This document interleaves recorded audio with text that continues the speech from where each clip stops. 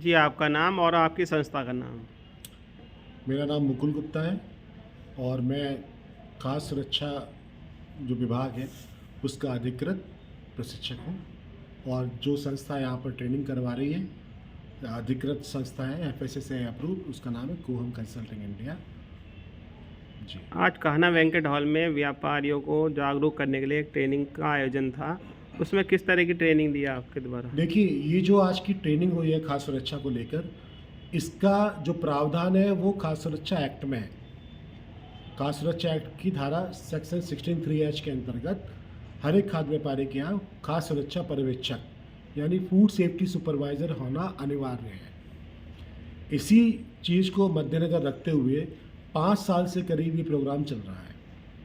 अभी बिजनौर में हम लोग पिछले दो या ढाई महीने से काम कर रहे हैं और यहाँ पर नजीबाबाद ये नहीं, जी, नजीबाबाद। नजीबाबाद है। जी, जी, जी। यहाँ पर हम लोग जो ट्रेनिंग कर रहे हैं, यह हमारा पहला प्रशिक्षण कैंप था जिसमें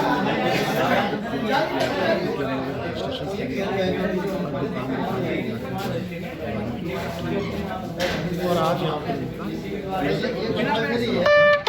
जिसमें ₹40 received on PhonePe। इसमें आप प्रोडक्ट बनाने का कुछ बताते हैं? देखिए, ये जो कार्यक्रम है वो है कुछ विशेष नियम के ऊपर, जिसमें एक नियम तो ये है कि व्यापारी को कानूनी क्या क्या उत्तरदायित्व निभाने हैं। उस उत्तरदायित्व में पहले हम उनको समझाते हैं कि किस तरह के लाइसेंस उनको चाहिए, रजिस्ट्रेशन की कितनी फ़ीस वगैरह है, क्या सब चीज़ें हैं। फिर साफ़ सफाई की उनके दुकान पर, हलवाई की यहाँ किचन में, किराने की दुकान पर, दूध की दुकान पर, जहाँ पर भी है, क्या क्या व्यवस्था है उनको प्रॉपर तरीके से बनानी है। और क्या क्या नियम है जिनको अगर वो नहीं मानते हैं तो जिसके ऊपर जो कानूनी कार्रवाई है वो प्रायोजित है।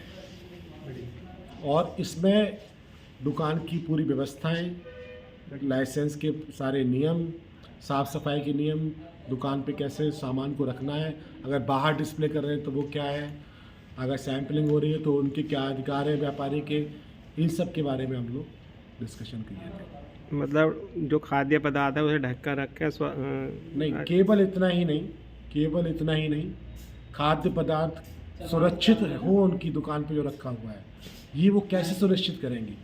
मान लीजिए मैं ग्राहक हूँ और मैं किसी किराने की दुकान पे गया, मैं ग्राहक हूँ तो मुझे तो इतनी जानकारी, मैं दुकानदार के ऊपर ही भरोसा करूँगा। अब मैंने उससे बिस्किट का पैकेट मांगा, अब उसको कैसे पता है जो बिस्किट वो मुझे दे रहा है कि वो उसके हिसाब से सही है या नहीं है। तो क्या क्या देखना है बिस्किट के पैकेट के ऊपर, अपने बिल ले रहा है कि नहीं ले रहा है, वो सब चीज़ें उनको सब चीज़ें बतानी होती हैं, समझानी होती हैं। तो ये सब कि सुरक्षित खाद्य पदार्थ सुरक्षित तरीके से कैसे रखा जाए, अगर मैं केवल 2 लाइनों में कहूँ तो सुरक्षित खाद्य पदार्थ सुरक्षित तरीके से कैसे रखा जाए, सारी व्यवस्थाओं को बनाते हुए इस बात की ट्रेनिंग थी। अच्छा, एक बात पूछना चाहूँगा। मार्केट में 2 तरह के प्रोडक्ट होते हैं। एक तो एक आम आदमी खाता है, मतलब अमीर भी खाता है, गरीब भी खाता है। एक बच्चों के लिए बनता है जिसमें मिलावट की मात्रा ज़्यादा होती है, मतलब कुछ ऐसे पदार्थ लगाए जाते हैं जो बच्चों के स्वास्थ्य के लिए सही नहीं है। इस विषय में आपका क्या कहना है? देखिए, जब भी कोई फूड बनाया जाता है तो उसमें सामान्यतः हम फूड को बोलते हैं कॉमन फूड, मतलब सभी के लिए। लेकिन कुछ होते हैं जो होते हैं शिशु आहार।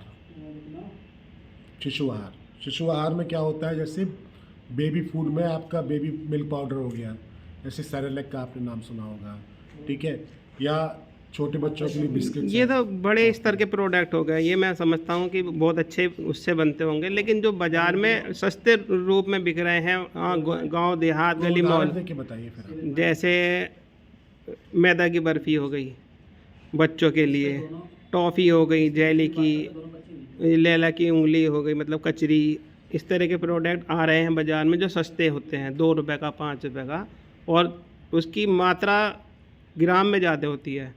बिल्कुल सही। बच्चे आकर्षित होकर खरीद लेते हैं, लेकिन वो स्वास्थ्य के लिए सही नहीं होते बच्चों के लिए। इसी बात की जिम्मेदारी आपने बहुत ही अच्छी बात उठाई यहाँ पर। इसी बात की जिम्मेदारी समझने के लिए दुकानदार को हम ट्रेनिंग देते हैं कि अगर आप कोई भी प्रोडक्ट खरीद रहे हो, मान लीजिए जैसे आपने बोला कि बर्फी वाले कंटेनर जो आते हैं ना, जी जी जी जो 1-1 2-2 रुपए की बर्फी वगैरह जो मिल जाती जी है, जी जी पीला रंग लगा हुआ है, जी जी सूजी की लगा हुआ, मैदा जी लगा हुआ जी है। जी अब वो दुकानदार को पता है कि वो चीज़ सेफ नहीं है, उसे अच्छी तरह पता है। क्यों? क्योंकि वो अपने बच्चों को तो नहीं खिलाएगा, नहीं खिलाएगा। लेकिन वो जो स्कूल के बच्चे हैं उनको वो दे देगा। जी तो हम उनको बताते हैं कि अगर आप ऐसी कोई भी सामान दुकान पे रखते हैं जो आपको पता है कि सही नहीं है, लेकिन फिर भी आप बेच रहे हो, तो आप कानून का उल्लंघन आप कर रहे हो। इस बात को आप ढंग से समझ लो। फिर दूसरी बात, अगर आप कोई भी कंटेनर ले रहे हो, ठीक है, अगर आप कंटेनर ले रहे हो तो उसका अगर आप बिल नहीं ले रहे हो, मान लीजिए कोई दुकानदार है, उन्होंने कोई आया सेल्समैन कि हमने ये बनाया है सामान, आप जो है ना रख लो इसको, आपका मार्जिन इतना बढ़िया हम आपको दे दे रहे हैं। भैया हर एक को व्यापार करना है, पैसा कमाना है। जी इस चक्कर में ये भूल जाते हैं कि वो जहर बेच रहे हैं। जैसे आप बता रहे हो ना, वो पोपली आती है, लैला के लिए क्या जी चीज़ जी हाँ, जैसे है ना, कचरी मतलब कचरी वगैरह जो आती है, हाँ, उसका तेल आप देखिए। हम जितने भी मैन्युफैक्चरर्स हैं उनको बताते हैं नमकीन चीज़ों में आप नमक, वो क्या नाम, रंग मत डालिए, मीठे में रंग डालिए। अब जो कचरी है वो लाल रंग की भी आ रही है, जी हाँ, पीले रंग की भी आ रही है, रंग पड़ा है ना उसमें, हरे भी आ रही है, हरी भी आ रही है, रंग पड़ा हुआ, और उनको ये भी नहीं पता मानक क्या है रंग का, जी जी लेकिन वो बना रहे हैं लोकल लेवल पे। वो तेल कौन सा इस्तेमाल कर रहे हैं? नियम ये है कि अगर 3 बार आपने किसी तेल में तला है तो आप उसको तेल को डिस्कार्ड कर दोगे। जंग जैसे गहरा होता जाता है, जी। तेल में विष बनने लगता है, लेकिन वो पक रही है, वो आ रही है। इसी सब चीज़ों को जानकारी करने के लिए जानकारी सब रिटेलर्स को दी जा रही थी कि ये सब चीज़ें आप प्रॉपर तरीके से समझें। अगर आप कोई भी खुला सामान खरीद रहे हो तो आप ये पूरी तरीके से सुनिश्चित नहीं है कि आप सही है, तो आप उसको दुकान पे बेचने के लिए आप ना रखिए।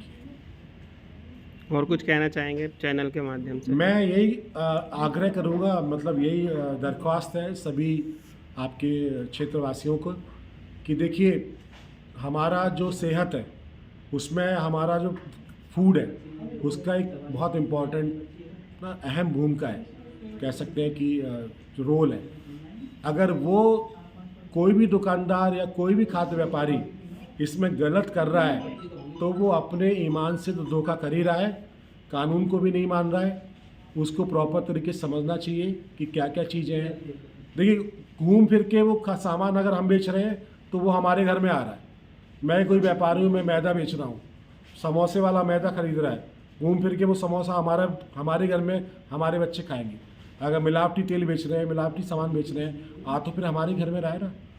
पहली बात तो नैतिक जिम्मेदारी है, दूसरी कानूनी जिम्मेदारी भी है, क्योंकि हर व्यक्ति जो फूड का व्यापार कर रहा है उसको लाइसेंस लेना है, और लाइसेंस की जो जिम्मेदारियां हैं वो समझनी ही पड़ेंगी, आज नहीं तो कल।